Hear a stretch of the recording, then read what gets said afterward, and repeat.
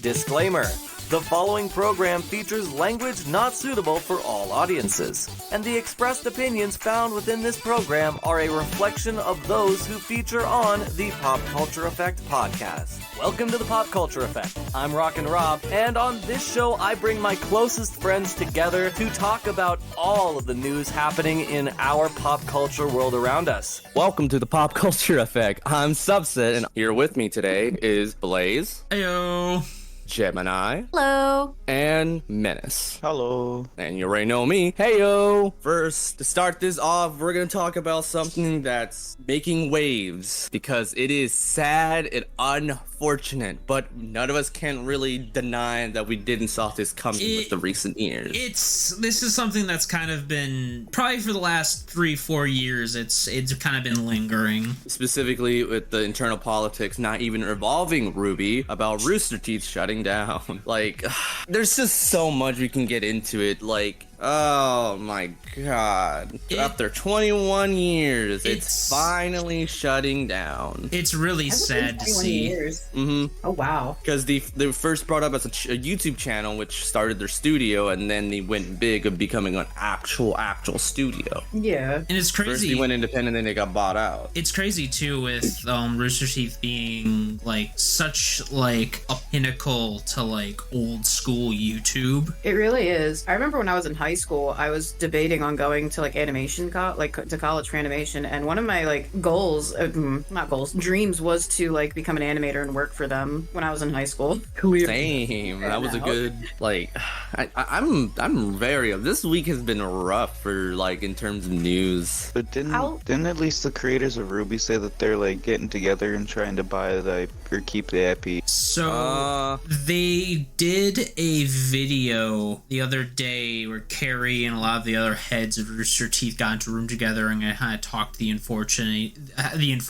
things of Rooster Teeth shutting down, but more so them talking about, like, they're not giving up on Ruby. They want to see that finished. They're still in the process of trying to, like, talk with other studios to get greenlit for it. So, Rooster Teeth might be gone, but some forms of it are still trying to work. Like, for example, the original animators, Diggly Goo, part of Diggly Goo Studios, is also trying to, buy the IP, or at least trying to own something for Ruby so they can start the animation. As we know, they used to do the animation for Ruby back then for the first few volumes until they were changed, which I'm be happy to see that, to see old people who used to work with Monty again, continuing it on at this point. But other than Ruby, we also got Red vs. Blue, Genlock, Camp, like a good other shows that might not even see the light of day anymore. Which is crazy because Rooster Teeth just got shut down while Camp was currently airing its newest season. And according to the rumor mill, some of the employees didn't even realize they were getting shut down. So some of this was just out of left field, and they found out through, like, news outlets or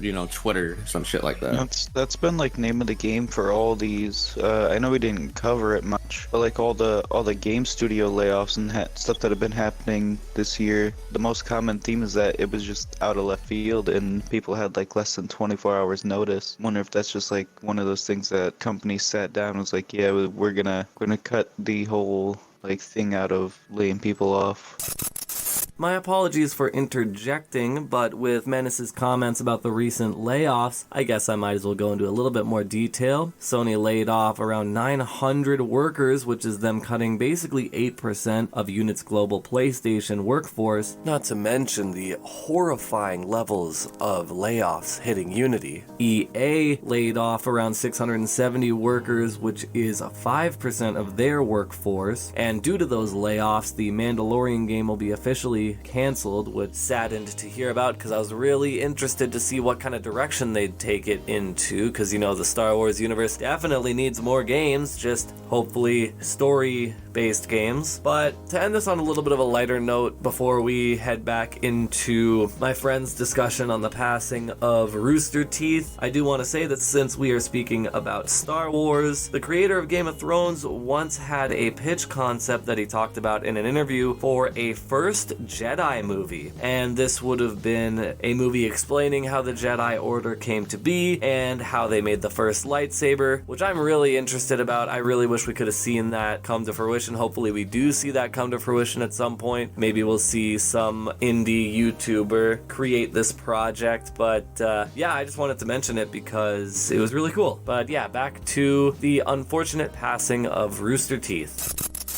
This brings me back to the how Warner Brothers handled the Coyote movie back then, and the Scooby-Doo movies that they were trying to make. They just decided to cut, not even show the light of day. Completely finished movies. They just like, nope, we're just gonna stop it. A lot of people are speculating that Warner Brothers cut Rooster Teeth for a tax write-off. Which, yeah, I believe it. It's not the first time they did that. That's what they did with the other ones. I just hope that, because they also did a trailer for a new season Red versus Blue like a month or two ago as well, which was going to be a really cool season because it retconned the last few seasons that people didn't really like, but made it make sense. And seeing that Camp is just started, like literally just started, they really didn't give Rooster Teeth time to deal with these issues, because aren't they like a studio deal for like a couple, like maybe a month or two? Yeah, Rooster Teeth is still going to be around for, I think in the video, Carrie said that they're still going to be around as a company for about another 60 days, and they're still going to be working things as usual. Like they're still, like I said, they were still meeting up with other studios to get volume of Ruby greenlit and stuff like that. So it's like it's very weird how this shutdown is happening. And on top of that too, Rooster Teeth isn't just Rooster Teeth, they also own a bunch of smaller companies as well, that it's kind of hard to say what's going to happen to those, if they can just easily go independent or if they have to buy their IPs from Warner Brothers. I was gonna say, don't they,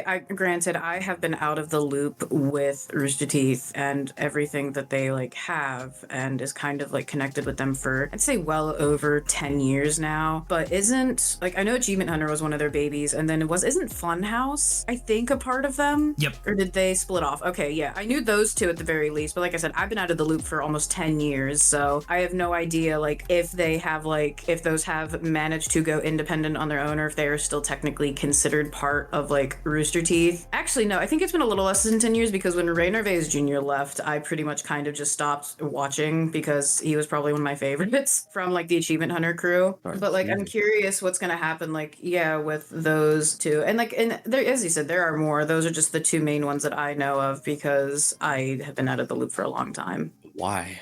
Just why? I know Rooster Teeth haven't been like at its peak recently, but like, god damn, they were still making strides to continue what they were doing and try to get that success back. But like, other than like Ruby and Red versus Blue, Camp became one of their staples to keep them up, because it's actually a good show, and I haven't really seen any of the seasons went like downhill yet. Hell, this season was supposed to be like even elevating what they left off from last season. I think what was very unfortunate too is the downfall of Genlock as well, because that was a really big show that they made, and the first season was amazing, but then HBO took over to do season 2, and everyone hated it completely because it was so different from season 1. And yeah, the show was fine, probably being more mature, but they took directions with that show that it should not have. How do you guys gonna feel like during the 60 days that you have up? What do you guys think they're gonna try to really do? I don't know. Probably,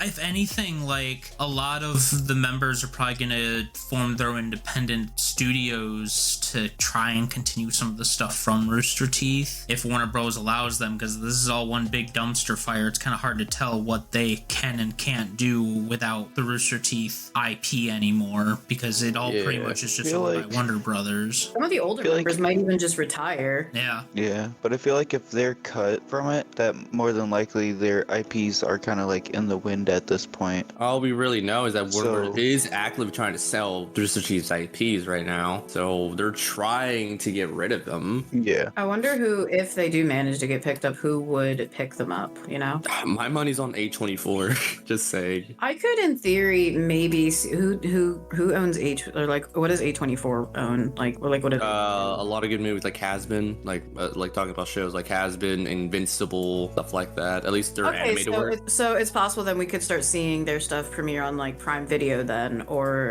Because at least with A24, I feel like they will let them actually do what they like. Because I know back then Warner Brothers were having some sway in how they were doing they don't get things. picked up by Netflix. Would Oh my Ruby God. still have their deal with Crunchyroll? I think that might have just been for Volume 9. I don't know if that was going to be a continuation where it would always be exclusive to air on Crunchyroll or not, unless Crunchyroll decides to buy the rights of Ruby and make it an exclusive show completely. And as an addendum, at least a vocal addendum, fun fact, they stopped selling Volume 7's hard copies, so anybody out there who has hard copies of Ruby, make sure they're fine, because this is probably going to be the only bits that we're going to see hard copies of Ruby now. Which sucks too, because I was waiting for Ruby to like completely finish and hope for them to do like a really cool like complete collection. Right? But now I'm probably never going to see something like that. Or you have to pay like drop a couple grand on eBay. Mm-hmm. So I hope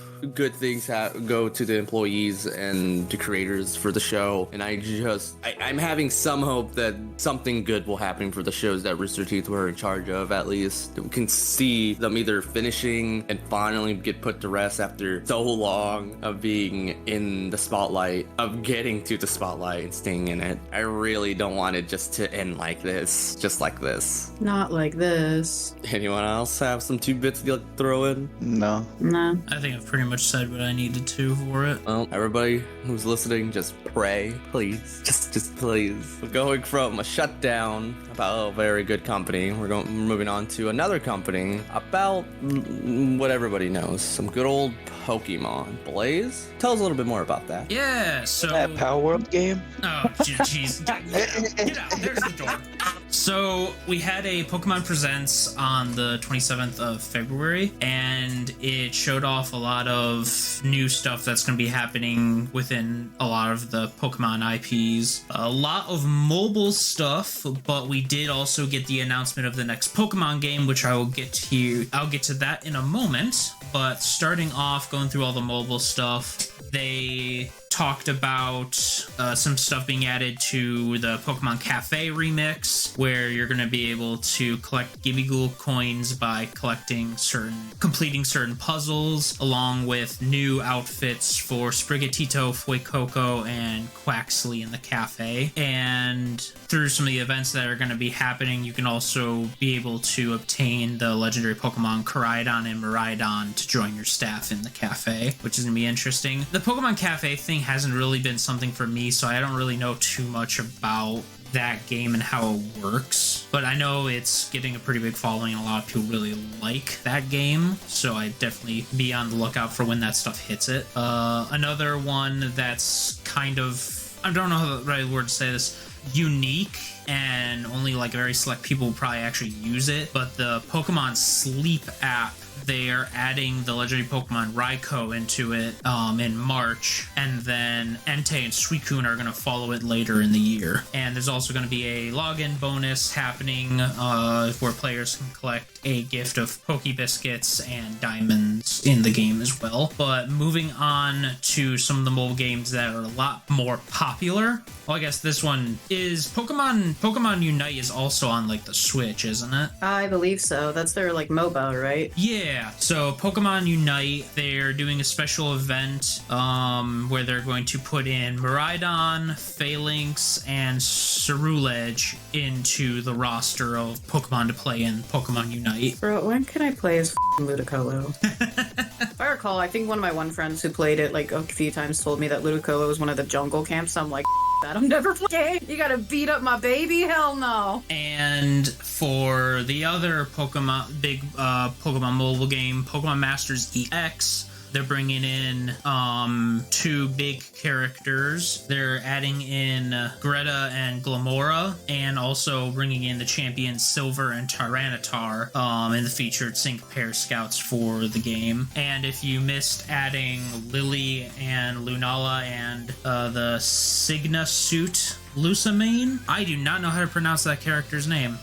The character from Pokemon Sun and Moon. Lusamane and Necrozma from past experiences, they'll be returning as well from in the Fair Scouts. But moving on to the bigger Pokemon stuff, for Pokemon Go, starting March 5th, they're going to be doing a collaboration with the Pokemon Horizon series, where they're going to be adding Pikachu with the captain's hat, along with adding in from Pokemon Scarlet and Violet, they're adding in Charcadet, Armarouge, and Ceruledge into Pokemon Go. And for Pokemon Scarlet and Violet, they're going to be doing a celebration for Pokemon Day. They're going to be doing special raids, special 7-star raids for Charizard, Blastoise, and Venusaur into the game, which is going to be very interesting if you missed your chance to do the Charizard raid back in the day that they did when Scarlet and Violet first came out. This is the first time that raid's been back since then, and then this is also going to be the first time Venusaur and Blastoise are going to be in the game for the raids as well. And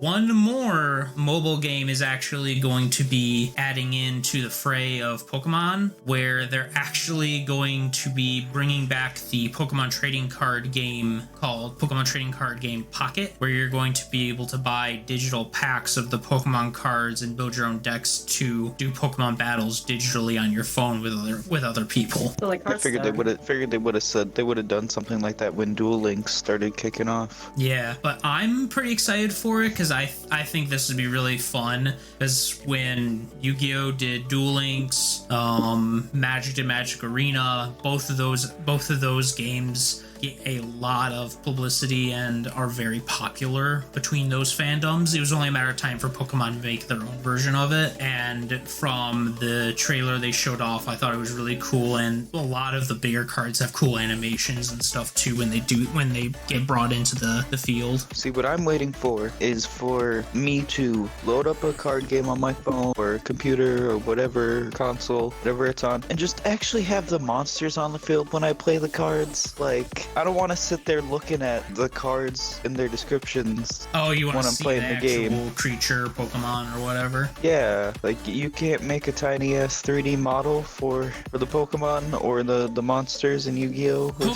shit like that. Pokemon, I think, would be easier. When it comes to Yu-Gi-Oh! And Magic, that's going to be a lot harder because there are so many different creatures. He's got a point, though. But we've been having these card games for how many years, and we still can't get like half of a 3D sprite for a Yu-Gi-Oh! Monster to show up on top of the card. No, he's got a point. Let him cook. No, that's it. That's my main gripe with these card games. Like, I can pay for a physical copy and actually own the card, or I can have a digital card that gives me no more value than having the real card. Yeah, that's fair. But I mean, the biggest upside to that, regardless of whether or not you have the digital card or it's, the next gen of the whole thing, is just like, instead of the card, like, you slap the card down and it transforms into whatever the card is supposed to be, which this is what probably mainly people really like using the online forms of it. I know you guys, especially Subset and Robbie. They don't even do that in the Yu-Gi-Oh! game. No. I know they don't, but what I'm saying is, like, in the end, regardless of whether or not it does it, like, at least the biggest boon of that,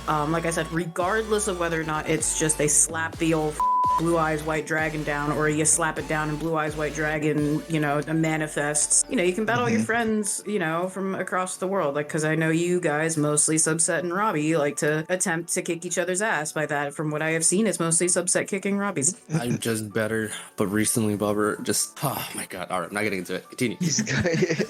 But the last thing that was in the Pokemon Presents, which is the thing most people are excited most about, is the next game that's been announced, is that they're doing another Pokemon Legends game. This one called ZA, and this one will bring us back to the Pokemon X and Y franchise. Nice. And trying to remember which region. You know what that means.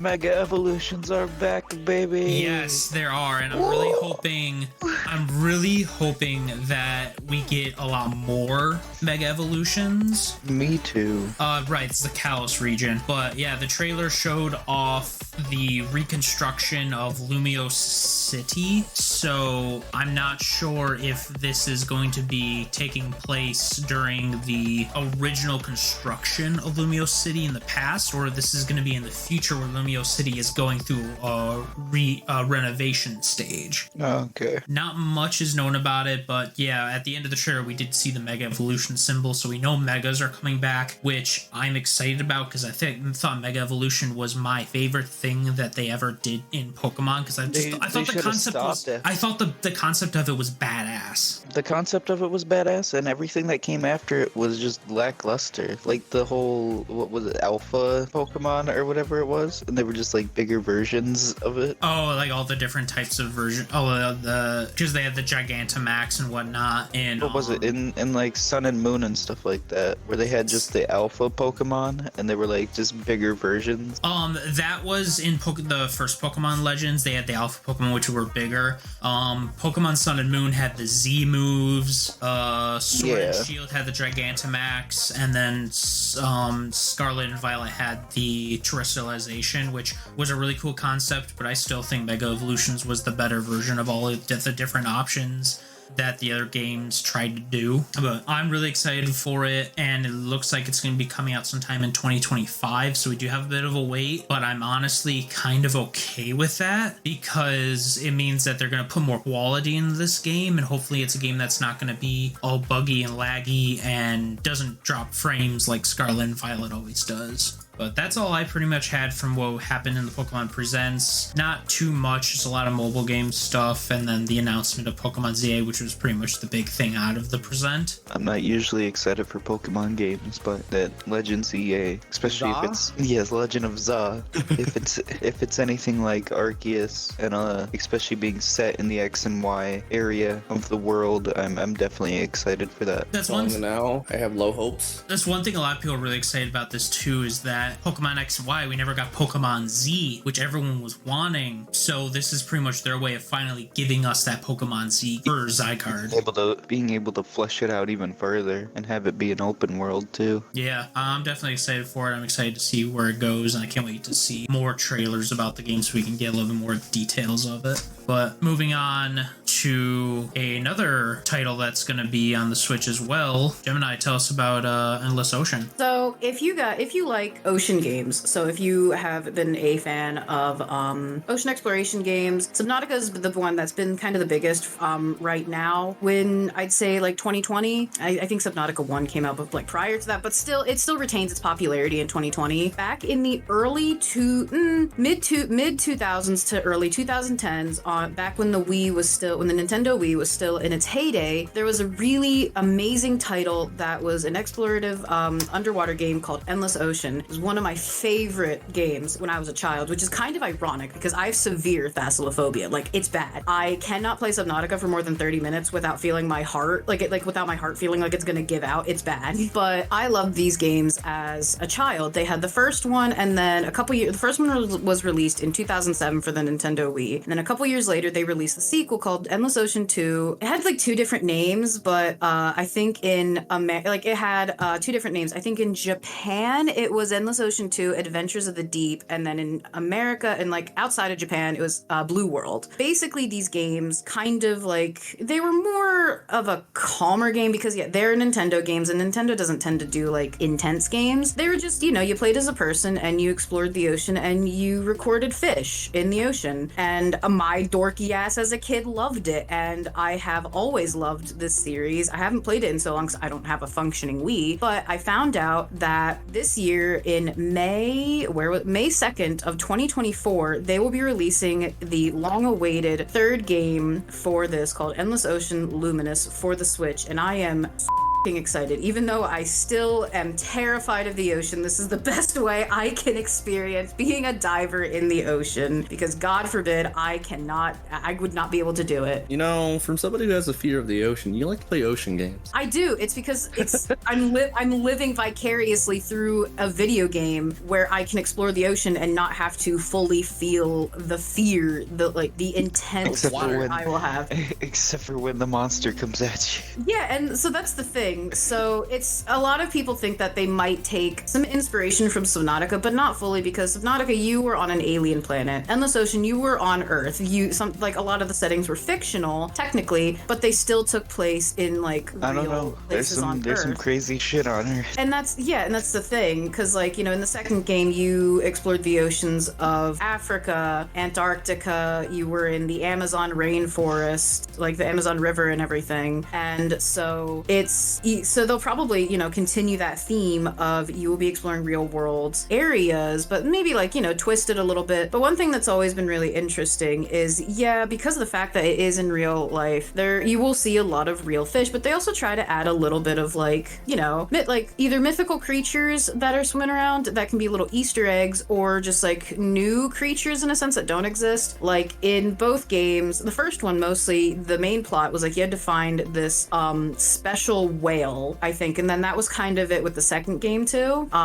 These fictional whales that don't exist that we know of. But one thing that I think is just really cool about that is in the large time gap from when the first two games were released and to this one, there have been a lot of new sea creatures that have been discovered. I mean, we discover sea creatures probably almost every day. Some of them are probably just as tiny as little phytoplankton and everything, and little squidgens that squirt around in the water. Not a lot of them are that big, but little regardless, squidgens. little squidgens. But either way, scientists and marine biologists have found a lot of new creatures in the pretty big time gap from when the second game dropped into this one. And I pretty much was internally because like I said, I have been wanting another release, or if not another release, then a Switch port from this, because it's got motion controls. I know damn well they could do it. They brought Skyward Sword to the Switch. What the Nintendo?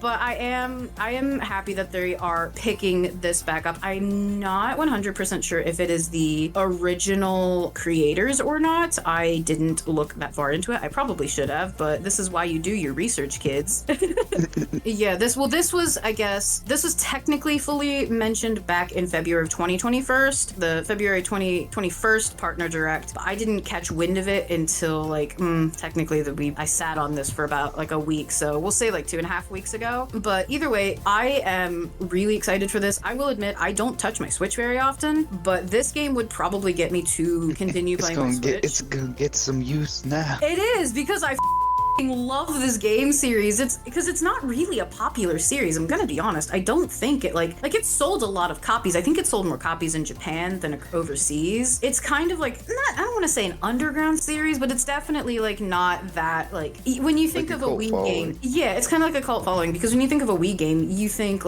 Mario Party, Mario Kart, Legend of Zelda, the big titles. You don't think of this, but it was still such an amazing game. And even for the Wii, I'm sure if I went back and played the old ones, they would be probably a little rough, but it still was relatively good looking for a Wii game, especially a Wii game from the mid 2000s. It was really good, and the music, might I add, oh my god, did they pick some of the most calming, beautiful music? The second game had music from Celtic Woman, which, if you haven't heard of them, they are a group of I think they're Irish songstresses. Oh my god, they will literally put your ass to sleep NyQuil. It's so peaceful. It's so nice. There is nothing more peaceful than just swimming through the ocean with a beautiful Irish woman singing in your ear. It's heaven.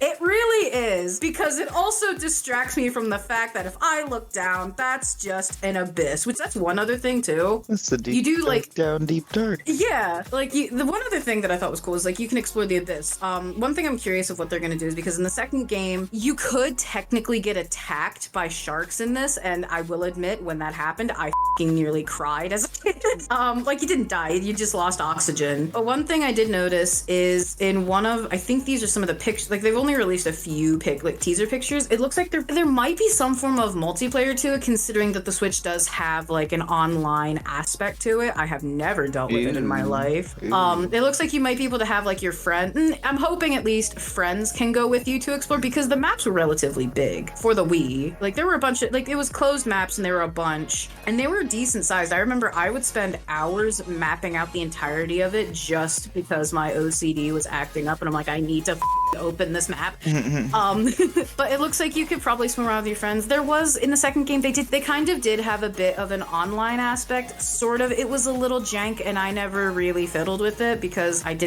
was a dumb kid. It was something like, I think it had to do with like the side quest, like little side missions where you could earn extra money, and I think you could invite your friends to your island, but I had no friends, so I didn't utilize that function. I don't remember because I didn't use it, but just from the one picture alone, it shows like a bunch of people, and I'm not sure if these are like your friends that can swim with you or if these are NPCs, because there were like, you know, little companion swimmers. They were like the story NPCs that could come with you, and then, you know, they have a picture of you're swimming around in the reef. There's some dolphins.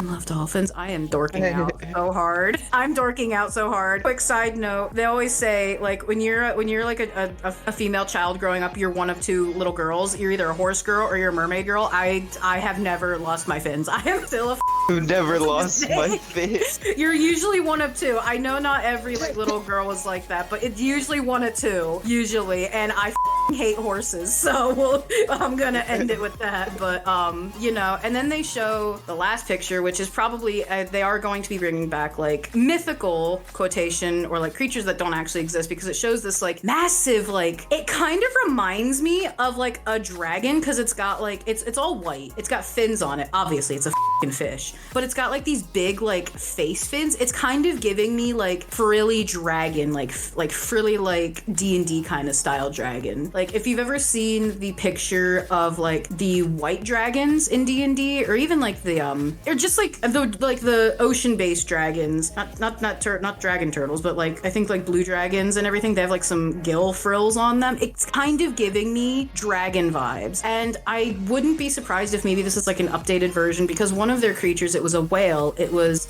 called the Singing Dragon. It was like a white whale, I think, like kind of like a Moby Dick kind of thing. So I don't know if maybe that's like an updated design for it, because granted, these games are relatively old. Ooh, 2009. I thought it was 2010. My bad. Holy shit, these games are over 15 years old. Oh my god. Holy shit.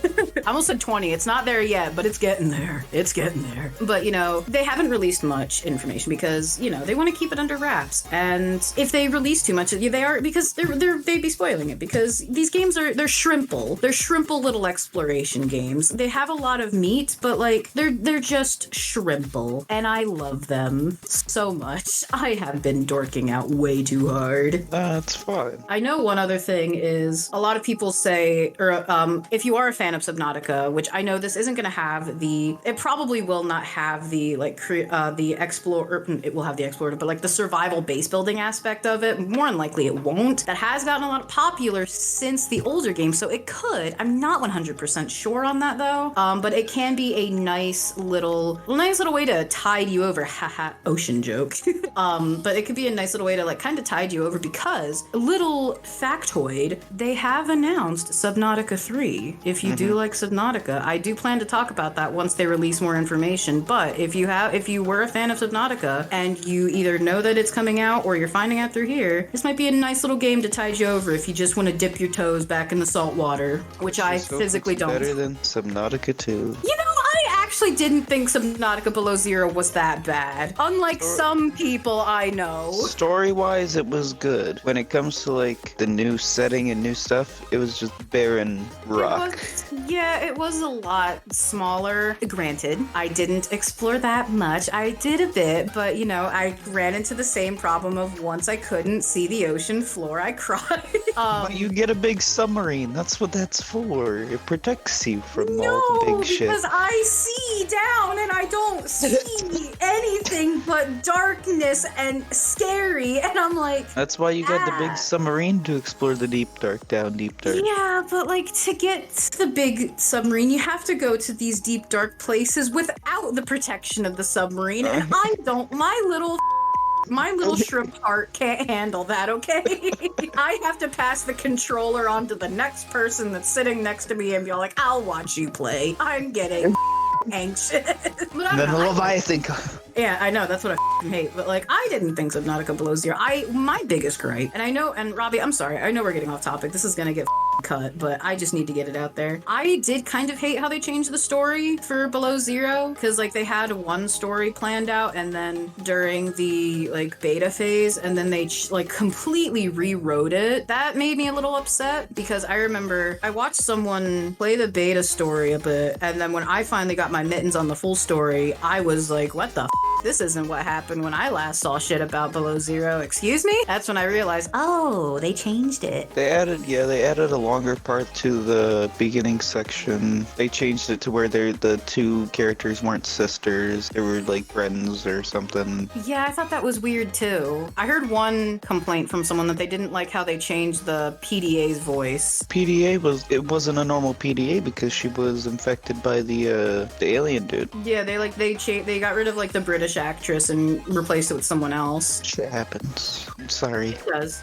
Yeah, I know. But anyway, that's all I have to say about Endless Ocean Luminous. If you like ocean games, keep an eye on it, because like I said, May 2nd is when it drops from the Nintendo Switch. Pre-orders are currently available. I've not pre-ordered it because I kind of forgot about that, and I only really pre-order games that like I pre-ordered Baldur's Gate, and that was pretty much it. And Hogwarts Legacy, but that game was kind of stinky. But anyway, moving on from Endless Ocean Luminous, Menace, what do you have to tell us about the Final Fantasy XIV open beta? I know you guys have been obsessed. Picture this. The year is 2012, and an article comes out saying that Phil Spencer is having meetings with the creators of Final Fantasy to move Final Fantasy XIV onto Xbox for 11 years. There's no word until, what was it, the Game Awards showcase? I think it was the Game Awards where they announced that it was coming to Xbox finally. Finally say it's coming to Xbox, and then 4 months later, the beta drops. This is literally it's the same as what they call a free account. You can essentially, right now, can look up the open beta for Final Fantasy XIV, log in. You do have to make a Square Enix account, but you can just play the game up until you have the restrictions of a free account, which means you can only level up to level 70, which is when you unlock the last of the different classes and subclasses that you can be and unlock all the different features. You are locked to, you can't like create raiding parties or stuff like that, but you can be invited to them by someone who like isn't a free player. You can't have a business at your house that you can buy in the game, because there's residential areas and by your house and have a business run out of it. And there's a few other smaller restrictions, like you have less storage space because Final Fantasy XIV is a subscription based. But from everything that I'm reading, if you are a Game Pass owner for Xbox, you will have full access to the game. They're releasing it with everything up until their newest DLC, which will be coming out on the actual launch date for Xbox, or actually a little bit before from what they were talking. And everything that you keep or you earn in this open beta it'll be transferred over. Also trying to think of just like other general stuff before going on to like the world and gushing about everything that's in there. But I know Blaze and Subset, you guys have been playing right along with me. I've been playing way too much. What the you talking about? Yeah, way too much. You got sucked in hard. Though granted, I've been playing a good amount, enough to still be able to catch up. I've just been doing a lot of exploring, just looking around, seeing everything, seeing how the levels really get spread out. Because you could be in the beginning, and you can still find level above level 30 to 40 in those areas. Yeah. So for those of you that don't know how you don't know, Final Fantasy XIV is the MMO version of Final Fantasy, where you can join make a guild or join a guild with your friends.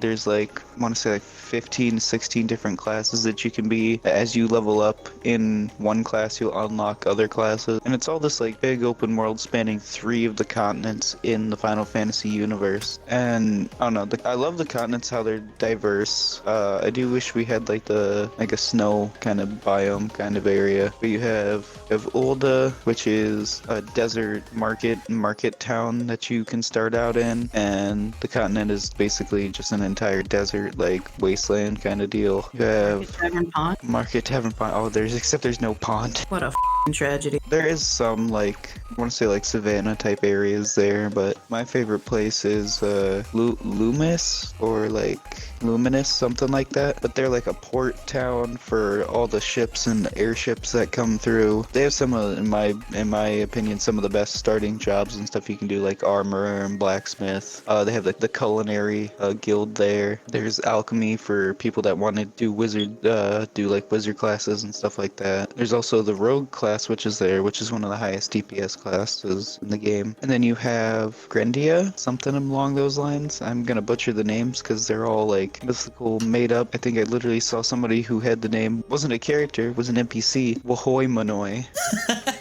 But it's a lush forest area, and that's where the magic schools go to when you start off, or most of them, I believe. And it's very like your entire essential main town where you start off is made out of a tree, and up at the like forest floor is where you have all of your taverns and stuff, and it goes out into the forest. And I haven't actually been able to explore much of that one. I just got there. But the world is so like diverse between the biomes, but you have your variants of the same enemies that you fought. You'll have like a killer mantis in Ulda, the desert biome, and you'll actually see that it's like a tan and more like sunburnt type of color. And then you'll go to Grendia and you'll fight another killer mantis, but they actually got the lush green and like actually more of like an actual forest variant. For some people that don't like, including myself, that don't really like turn-based combat, this is not that style. It's not on the same lines of like Warframe or Black Desert either, where you're running around doing combos and stuff. It's more of like a hot bar where you're doing different actions. You can move your character around to dodge like AoE attacks. Technically speaking, you still do combos with some characters, like the Pugless. You do, even though it's not like doing combos, but you're still pulling off combos because you gotta combine certain attacks with one another. Yeah, I was getting into that, where there are skills that do combo together, where you can increase the damage output and stuff like that. But like it's not like you're always trying to all the time pressing buttons like a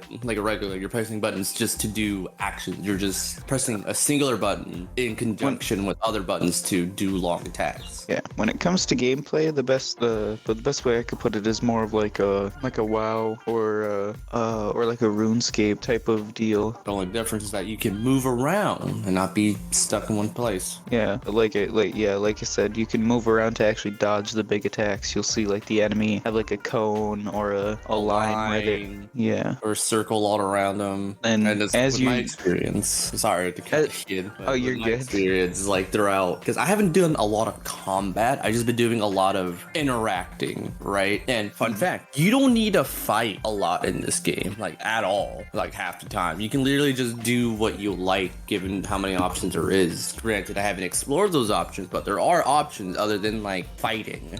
I mean, to go through the main quest, you do have to do some fighting and stuff. Yeah, but like any other MMO, you can get like more seasoned people who gives a damn and, you know, help you through it. Totally not me. You've been going through all your missions? No, I just been bum rushing it through. I've still been going around getting the side quests, because at least the ones that come out during the main missions, they'll send you to certain areas. There'll be a bunch of different side quests in there. Like, even if you don't start in Luminous, one of the quests that it has you do once you do get there is you go to a town called Illport. There's a random side quest where some dude has you chase off a guy, and then you can chase him down farther, and he gets attacked. Well, you save him, and he gives you a quest to get your first minions. You get a little pup and a little cat. Can't remember exactly what they're called in the world. You get a little cat companion, or like you go to some random tent, and then you do a side quest, and you get a new emote. That's the shit I like about MMOs. Honestly, it's like you don't need to pay for all this stuff. You can just work up and get the money, go through the player shop. You can get the materials and make it. And Final Fantasy XIV is this big ass world that you can explore with not only like 20 to 30 people raids, but there's also world bosses that randomly show up, and the entire server can be there. There's random events called fates that just show up randomly that you can get really good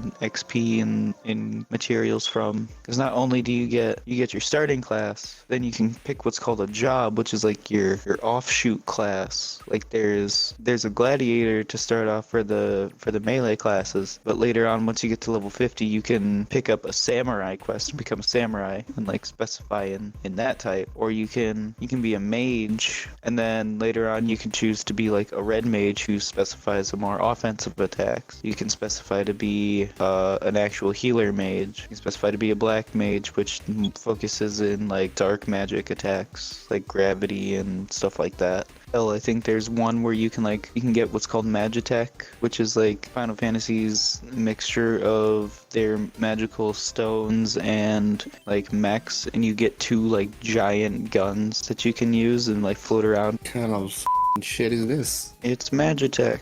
Nah, I just use my fist. But yeah, I highly recommend it. You get full access to everything in the game. Right now, you have it up until you reach level 70. There is no like limit to the beta. It's going on until the game launches. And everything carries over when it's all said and done. So you don't really need to restart everything. If you're worried about the subscription, from what I have read, like I said earlier, if you have Xbox Game Pass, you automatically get the subscription because they're going through Xbox Game Pass. So high fives all around. And it's about the same amount if I remember correctly. It's actually a really good deal. If you don't have the Game Pass, you will get you can still download it and get the free edition. And I'm not sure if you will get have what you have in the beta, but there is talk that the free edition could work like the free edition on PC, where you only get 30 days of playtime. Hopefully that isn't that. Hopefully not. And if not, get Game Pass. It's a great deal, not just for Final Fantasy, but for all the games that are on it. There's a lot of good hidden gems on there that I've found. They just put Warhammer Bolt Gun on there. I need to play that. But no. And that is all I got. There's a lot more I could go into. The crafting system and shit like that. But we'll be here all day. And with that, I'm gonna send you off to Bobbert, off in the editor's room, where he can talk to you about the, new Megamind movie / show / shit stain that has come out of, It is what it is. There's only so many times you can say that before it's not anymore, subs. It is what it is. It is what it is. If it's good, it's good. If it's not, it's not. That's just how things go, my dude. Oh yeah, I guess. Remember, folks, if you can't enjoy entertainment nowadays, make your own entertainment. That's actually a fair statement. Looking at you, artists, animators, writers, all those motherfuckers out there who does this as a hobby or future career, you can create what you want. I needed to hear that. Thank you. I appreciate you. I still have your drawing that you made for me for my wallpaper on my phone. Really? I haven't changed it. I loved it. I haven't changed it. That's probably so old. It is old. I'll send it to you again. And with that, I think Trent has broken down, so... Now, for my talking point today, I wanted to torture myself. I wanted to discuss this little thing called the Megamind versus the Doom Syndicate movie that just recently came out. And holy shit, is this the worst piece of cinema I've literally ever seen in my life. It completely shatters the storytelling of the first movie. It completely disorients you with a new voice cast, worst animation, and the fact that it was pretty much built on a 45-minute pilot special. Oh, and the director in an interview outright said that the movie was made with the optics and scope of a TV series rather than a theatrical release. And they grew it to be an hour-and-a-half film when it had no right to be that long or for it to even exist, because the first movie was pretty cut and dry. There was no real reason. Maybe a prequel story showing how he learned to be evil, maybe that would have been cool, but no, we get atypical cookie cutter villain archetypes, and we get some really boring interactions, and the movie just takes so long to do nothing. And this is the worst part about it, because it's such an indictment to the sequel, because in comparison to the original, it had presentation, it had flair. This, I don't even want to get into the story because it doesn't matter. I really just don't want to talk about this movie because it was horrible, and I literally had internal pain watching this. Please don't watch it. It's terrible. It has a literal 7% audience score and a 0% critic score. And as a reminder for those of you that missed the first Megamind, which I don't know how you haven't seen it, go watch it. It's amazing. Will Ferrell is amazing in it. But it had all the original cast, it had better animation, and had a 73 critic score and a 72% audience score. This movie was a genuine waste of the Megamind IP, and it's honestly just disrespectful to the character writing and story. There was so much wasted time and potential, and yeah, we'll get to Mr. Brain Sensei from Megamind's past, yada yada yada, who taught him how to be evil and wants to get revenge because he withdrew from being evil and he became a hero. But literally, this was just awful. I don't care about how Megamind Rules does. I don't care about this movie. This experience made me not like Megamind, and I really loved the first movie because it was a genuine masterclass of storytelling, character growth, and animation. And yeah, this was an awful experience. Oh, and the other thing I want to say is this, like I said, this completely deteriorates the storytelling, because the whole point of Megamind 1 was he was ostracized because he was evil, and he had an aptitude for being evil, what others believed to be evil, but what I think was just him being a genius, and it drove him to be alone, kind of like the Grinch. But now we find out that not only did Megamind lead an entire team of villains, which it's like, what? The whole point was that he was alone. He was alone all of his life, so when did this happen? But also he got taken under the wing of a floating brain guy, and he was his master, and it's like, what? I thought the whole point was that he was, like did the brain guy use Megamind's increased intelligence and shape him into being a villain? Because I thought the whole point was that he was just a mischievous child that got ostracized, and those mischievous elements grew to incalculable lengths for him to become a supervillain. This was just a waste of time. It was a waste of my life, but at least I can talk about it because I want to make sure everybody knows not to watch this terrible movie. I want to add this little tidbit at the end because I really just want to accentuate how much I hate the concept of Megamind's team, and they are all just really generic, awfully written, awfully presented villains. And I just want to add that I made some names for them because I refuse to call them by their names, and I think these are pretty funny. We got Weather Woman, the Mineral Monster, Hypno Mime, and the one that I actually will name, the horribly named Nighty Night. You know, I don't even want to talk about the fact that this movie ate up a portion of the runtime to a department store montage bit. I literally felt myself age as I watched this. This movie is beyond redemption. Oh, the other thing I want to add is, guess how Megamind defeats this team? Not by some eccentric use of technology and his intellect. No, he's gonna make a tennis ball launcher and he's gonna distract them until he wins, because the only thing in this movie that they utilize that is Megamind is they use the disguise watch a single time, and they just use the freeze ray over and over and over again, just like with the Go Fish Gang, which is a thing now. But yeah, this was just horrible. This was just a waste of brain space. It really doesn't make sense. I don't understand how they couldn't get in contact with Will Ferrell and the other cast members and set up some kind of situation where they could have reprised their roles. But at the same time, I'm kind of glad that they didn't, because then they would have been attached to this horrible, disgusting film. And one final thing, in my haste to get into how terrible the sequel is, I forgot to mention that they actually chose to have a recap at the start, which showed clips, not voiced, mind you, just with sound effects, which made it really eerie to watch through. But they chose to use video of the first movie to give an insight for what is going to be happening in the sequel, and it just looks so much better. It looks night and day. I don't know why they thought it was a good idea to put the first movie and all its glory in front of and beside this trash you are trying to sell to us. Just wanted to add that as one final note. So yeah, this movie was destined to fail. Anyways, back to my friends to finish us out.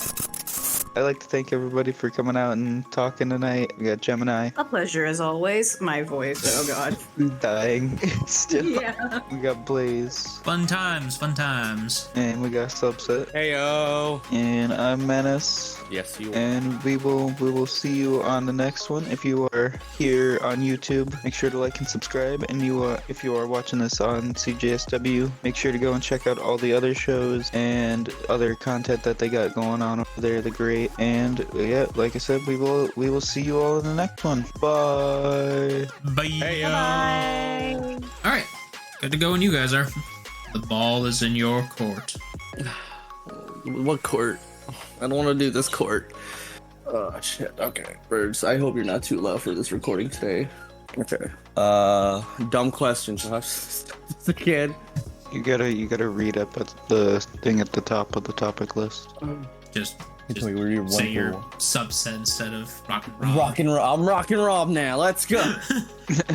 Why are you not in the editor's room? Get out in there. I don't know how to edit. Damn. That's why the videos have been shit. Ooh. Okay. Oh shit, we're recording. You heard that. Oh well. Love you, Robbie. Shit happens. Love you, Robbie. And with that said, welcome to the Pop Culture Effect. I'm Subset, and on the show, I'm bringing my closest friends together to talk about all of the news happening in our pop culture world, all around us. And I'm blah blah blah blah blah blah blah blah blah blah. Redo. That was good. That was good. Dude, I need coffee.